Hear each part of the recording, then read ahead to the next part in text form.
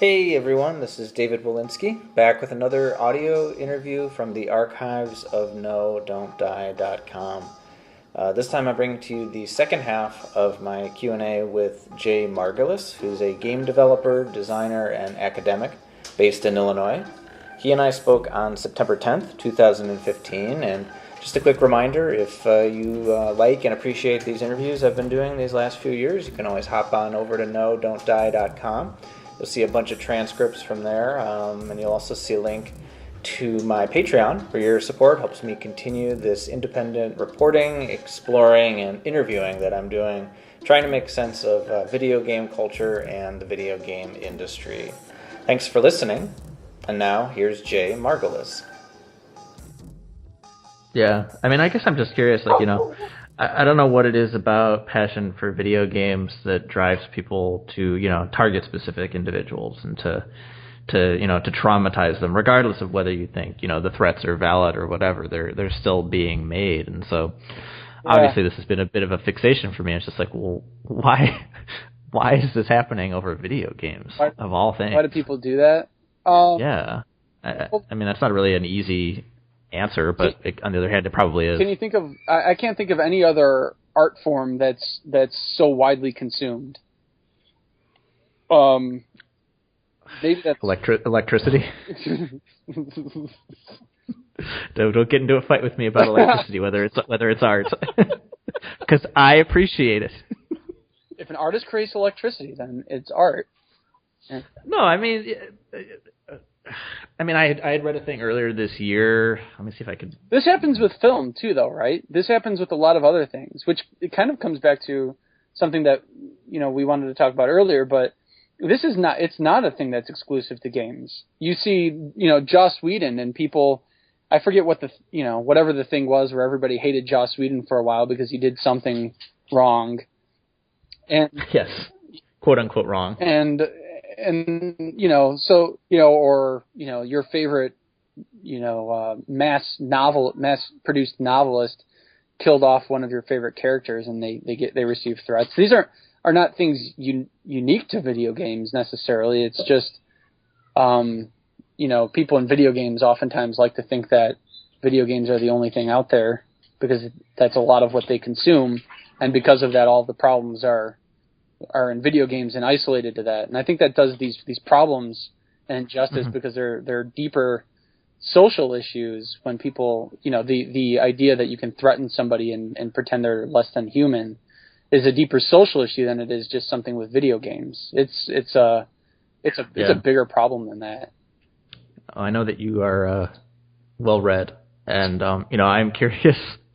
Do you I interviewed someone else too, Doug Rushkoff. He's a documentarian, and he did this really silly to say cool, but he did this cool documentary in the 90s called Merchants of Cool, and it's all about marketing and MTV and sort of how life starts imitating marketing. And I asked him about some of this stuff, and he sort of said what you did, which was like, well, it's tempting to look back in history and look for other examples of this type of thing, but the stuff around video games in some ways is very much its own thing.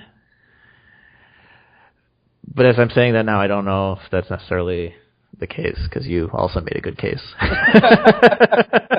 But I asked him more in the sense of was Gamergate music? Was Gamergate Altamont, or was it Woodstock '99?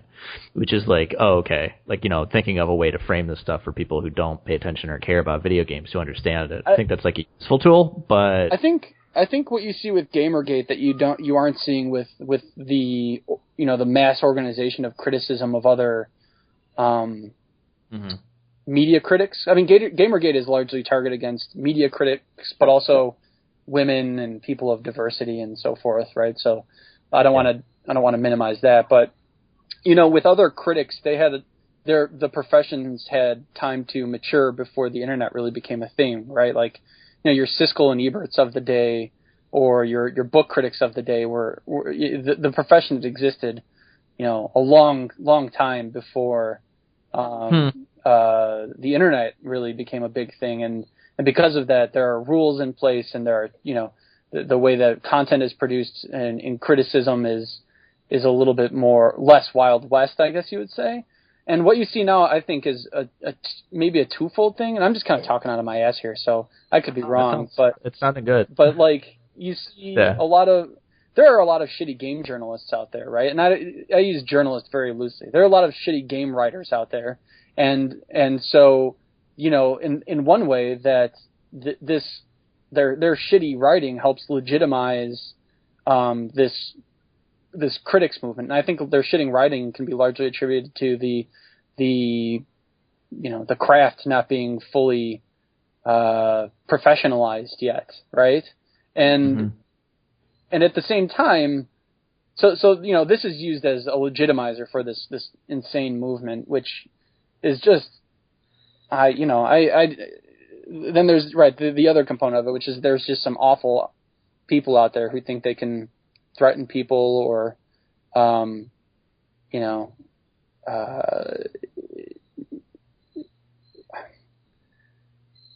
try to,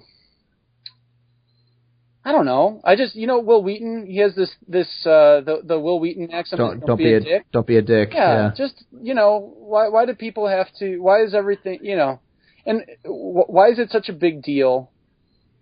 Why do you have to be such a dick about, what somebody else's opinion is about a game or about where games should go or whatever? And I don't know. What are you doing with your time where criticizing game critics, which is almost an oxymoron? I mean, they criticize themselves a lot of times with the shit that they write. Why do you think it's so important and worth your time, to target these people? It's there are a lot of other things out there that you can do with your time that would be way more productive. And that is a judgment I'm placing on them. That's absolutely a judgment. That's okay. This is a judgment-free zone. I mean, you can make all the judgments. I don't make any, but I would agree with you. I mean, but it's a different thing for you to say that writing is shitty that it would be for me to say it. And so, what do you think is so shitty about games writing? And let's throw in there, with your answer, how do you think that is sort of I mean, you said it legitimizes some of this sort of behavior, right? So that's a very difficult. Legitimizes doesn't mean that I'm condoning it. In their minds. Right. Sorry. Right. Sorry. Yeah. I implied that, but yeah. I think it's, the shitty writing, for every 10 good articles out there, some a-hole writes something that's, just completely, there was that post that guy wrote about going to the Rock Band unveiling, yes. And it was just this, he was having this existential crisis as he was there. And it was it was like a piece of poorly written gonzo almost. And I don't remember Hunter S. Thompson having fizzy water. No, well, right. And puff pastries. Just replace acid and methadone with fizzy water and pastries. I mean, if you live long enough, that's the dream, right? But right. Try to slow down. Right. Well, I mean, so tell me a little bit more, because it's just I see I see a strong lack of any kind of education in game design from critics, and there are a lot of critics out there who are very well educated and who, I read. So Zoya, he's one that I think is very good. I think Ian Bagost, who is a critic / professor, has some very good stuff out there, and he's created games as well. So I think there are certainly critics out there who have a good background and understanding of the medium that they're critics of, and they're producing great stuff. But then there are people out there who just have opinions about things, and they don't really justify with any meaningful language why their opinions are valid. And again, that is something that you in good film criticism or in good literature criticism, you see this steeped, ingrained knowledge in the medium that you're criticizing, and that's what makes it good. And so a shitty piece of criticism is just somebody who's simply writing their opinions to, whatever, get meagerly paid by whatever outlet they're writing for, and aren't really interested in contributing to bettering the culture itself. So you mentioned a little bit about stuff that you read, but I mean, for me, I'll tell you this, but I don't know. For me, this was like a whole process. So like, I thought this was just me who felt this way about a lot of the game blogs, where I was just like, this is just so depressing to read, and it's so boring, and it's so insulting, and it's dull, and I get all the same press releases. But I know a lot of people who like just seem to read it, and it's just like, I felt like when I first started writing about games before we met, I felt like my job was to try to shine a light on stuff that people wouldn't see otherwise, and to try to approach it in an open-minded and earnest way, even if I would end up criticizing it and panning it. I guess criticism should be entertaining to read, but it shouldn't be entertaining to read in a way that's like, I'm so clever. Right. It's more like, here's the takeaway and something for you to think about. And I think also like leaving a door open for like, if you are curious, you learn about it instead of like what you're bitter about. It's like Donald Trump, as if Donald Trump were writing every critic's piece, and it's like, hey, Trump is great, and I've got this great, you know what I mean? Like, let's make video games great again. Right. Yeah. I mean, I often joke like Donald Trump is the embodiment, like he's the personification of video games. I've said it a couple times. I guess it's okay for me to talk politics on here. But, I do wonder, like, do you read game blogs? Like, what is your games media consumption like? No, I don't. Was there a process for you where you tried? I mean, it's all vapid bullshit, right? You and I have talked about it. It's meaningless popcorn, right? It's just shit that you consume to confirm your biases about what you already thought about a game, or to hate read, oh, this guy's a fucking idiot, and I just, and the pieces are written specifically to encourage that kind of behavior, for hate reading or for confirmation bias reading, right? The titles themselves imply that they're attempting to elicit or evoke those sorts of emotions. Yeah. So yeah, it's as anybody who's smart enough to realize it, you read so many things and you're like, wow, I've learned nothing about anything right now.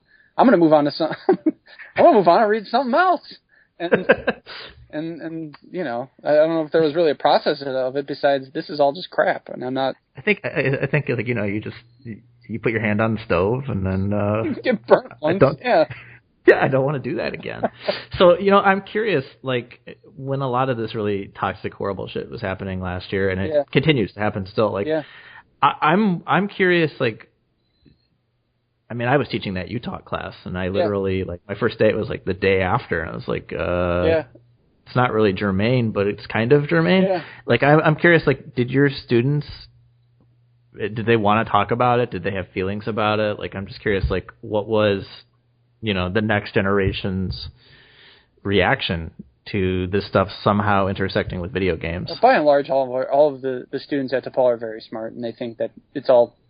And by and large, I mean all. I've not encountered one, There you go. Yeah. Pro Gamergate student. They're either indifferent, which, let's be honest, most students. Apathy is not a commodity that is a scarce resource. This is true. Are they sitting there with their folded arms and their backwards baseball cap, just being skeptical? Oh, this makes me skeptical. You see, the rest of them were just. It's a circus, right? It's a sideshow, and I think it's people. It's just sensationalized. They everything that this movement talks about is blown out of proportion to the point where, you know, somebody may respond to this piece that you're doing and say, well, what about this thing that's not blown out of proportion? And if you do any digging whatsoever, it's like, I mean, maybe you're a little off your rocker. And the same thing goes for, you know, you see a lot of people responding to these people, these Gamergate folks on like Twitter or in blog posts or whatever. And it's all sensational, attention grabbing stuff again. And some of it's justified. I don't mean to say that, you know, somebody who's bringing attention to harassment is wrong. But some of it's just like, you know, are you trying to bring attention to the harassment and wrongdoings of this group, or are you yourself using this as your podium to gain fame or whatever? Maybe that's a really shitty thing to say. I hope I'm not a shitty. No. I mean, I think about that all the time. I hope it's clear that that's not what I'm doing. It's just like that happened, and it just really got me to start wondering about all these things myself, and maybe it's helpful for other people. I know people have a strong response to this project, but I wonder that all the time. You know, like I don't want to build my name off of other people's misery. But we don't have to get too meta here. Yeah. But so let's just veer into the place I thought we were going to start at, which was why don't you clarify a little bit on this statement, because I know you have been very careful to not make sweeping generalizations, and I know you're not saying this at all that people who make games don't read. I think what you meant is, who specifically are you talking about that you feel like is not curious about other mediums? Because this is a conversation I've had with other people, more on the periphery of games. Like I have a friend who I brought with me to GDC last year, and his reaction was, some of these people need to read books. It's not just books, right? It's everything. That's why I said just more. Yeah, there's a whole body of life to consume outside of games, and this is kind of goes back to what we were talking about earlier as well, about the idea that, oh, this is only happening in games. This kind of vitriol is only happening in games. It's all cloistered, right? And so you see games that are informed by other games, right? The stuff that they create is the stuff that is the games that are created are informed by other games that have been created, right?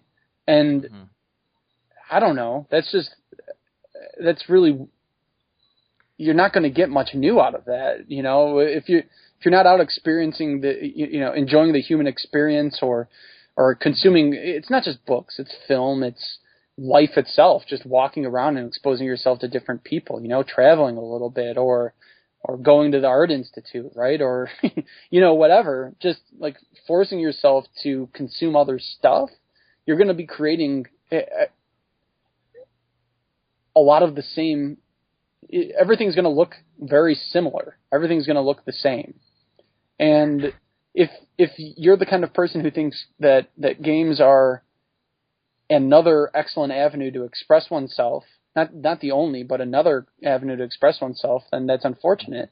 And furthermore, speaking from like a designer or artist's perspective, that's a tragedy, because if you think the only medium that you can convey ideas through is games, you know, Darius Kasimi has this really great thing about fuck video games. Like, you don't have to express yourself solely through video games, right? You can express yourself through multiple mediums. And if you're an artist, you shouldn't be limiting yourself to one medium. And that's another really unfortunate thing you see happening, and it's because I think at least most people aren't exposing themselves to those different avenues, or at least not exposing themselves nearly enough. Yeah, and to be clear, I mean, this is not the only medium where people act that way, right? Yeah, absolutely.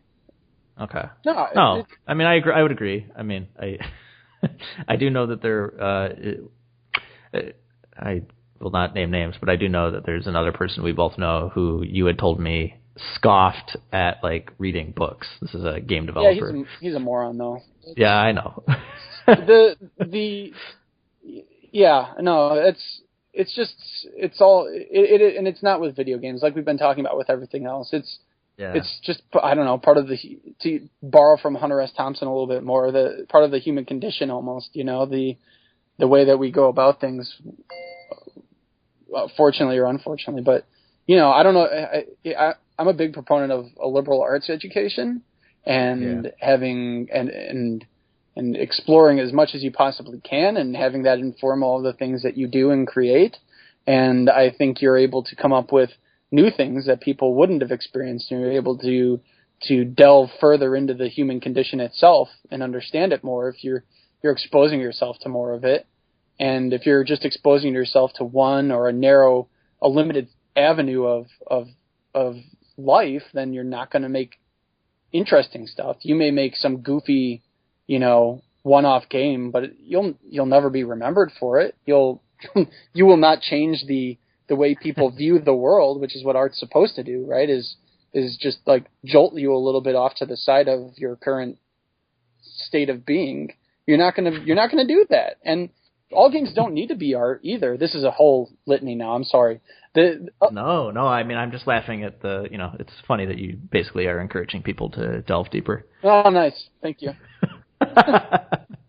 Do you want to explain or no? That's fine. People can figure it out. Yeah, that's a game. That's a game you mean. I work. Yeah, there you go. Yeah. There you go. So all games, like I said, all games don't need to be art. There are many that can be entertainment, but I mean, even entertainment, real good entertainment, I think still has that wink and the nod to culture that people. I think that's fine. I think like not everything has to be art, but I do think there has to be, but I do think there's an art to everything. Yeah. Right. But I don't know. Like, this is a question I've been wondering about asking. I'm not going to workshop a question, but maybe I will. I mean, do you believe that there is like high art and low art? Do you make that distinction? I don't think I do. No. I had a feeling you would say that. So you're a boring person to ask that question. I'm sorry. I don't high art. Not really. No, I mean it's just like literally like It seems like an arbitrary categorization, doesn't it? Like it seems like something that somebody who thinks they're better. I don't know. I think there's art, and then there's entertainment, and there's other, and then there's art that didn't quite achieve what it was trying to get to. Yeah. I'm sorry I'm boring, though. I didn't mean to... Oh, I didn't mean it like that. I mean, it's just... Look, you and I agree on most things, so... Yeah. That's why I'm just like, I'm going to just bounce some random shit off of you that I wouldn't on other people. Yeah, I don't know. Do you think there is? I don't. I don't at all. I mean, like, I got into a discussion with a friend of mine a couple weeks ago about that, and... the counter argument was, what's that, who was the artist that basically just put a urinal in a museum or a toilet? Do you know what I'm talking about, though? Yeah. I like how we're both snobs and know nothing about artists. But he said, well, what about? He said, well, what about that? And I said, well, as a point of just like, but isn't that like low art making a comment on high art? And I was like, maybe, but maybe it's just supposed to get you thinking about that period, and maybe like you don't know if like they bought the porcelain and chiseled the toilet and made it. Like, you really think like maybe they just bought a toilet, and, you don't know. Well, I don't really think that like the effort that goes into it. I don't know. This gets into a lot of weird shit I never talk about, which is like, what is the role of a critic? And I don't think that there's really a healthy discussion about that around video games either. No, I think it's people. Yeah, well, you go ahead. No, go ahead. Go. I mean, because I've heard people just like scoff at some of the stuff I've written, and this is why I don't really write stuff as much anymore. Like, like I did a review last year that got a lot of attention, which it does feel weird to say something braggy. How about that? I told you so. I know. So, Anita Sarkeesian tweeted out this review that I did, and I was along for the ride on 24 hours of her harassment. And I had some people get weird about that review. They're just like, it's like you wrote a film review. And I'm like, so? Yeah. And some people are like, well, you're just supposed to talk about whether a game is fun or not. And that just sounds so boring to write and to read. You're only supposed to do this one thing, so could you just not do the other things? That's such a fucking absurd thing to say to people, this is what you're supposed to do. So this is the question. Do you think it is just video games where people are so comfortable blasting that dictate? That this is what you're supposed to do? Don't talk Yeah. No, absolutely not. I think that happens everywhere. This is, it's the Will Wheaton, you're just supposed to be an entertainer. Why are you talking about politics, right? That happens everywhere, and people. It's just because there's a good group of people out there who are morons and who don't understand that people are multifaceted human beings, and they most likely don't understand that because they don't go out and expose themselves to the wide breadth of life that is available to us all, where we begin to understand that people have multiple dimensions to their thinking and the way they go about things. I want to go back to the toilet thing too, because there's been a lot of good discussion on toilets lately that I'd like to highlight, particularly around the Porta-John area, and Porta-John Weekly. No, there's like the same thing with like Jackson Pollock, right? Oh, I could do that. Or my kid could do that, yeah. Or Andy Warhol, I could paint a Campbell's soup can, probably you can't. And and also though, there's an intent behind it that you're missing then. They analyze Pollock paintings now and the fractal nature of the universe around us, and they're starting to say, well, he was onto something there, right? And Warhol was just commenting on culture itself, and just because it doesn't fall on your brain to understand it doesn't mean that you're deigned to tell other people that it's shit. It's just that you don't get it then, and that's fine. But I feel like enough people aren't just going, well, it's fine that I don't get it, and that's not for me, but other people like it, so whatever. It's not damaging me in any way. So maybe I shouldn't give a shit about what other people like. I don't know. Yeah, no, I mean, I think it's reasonable to care, to try to piece together, like, when people, like, want to kill or rape or make bomb threats to each other over stuff like this. And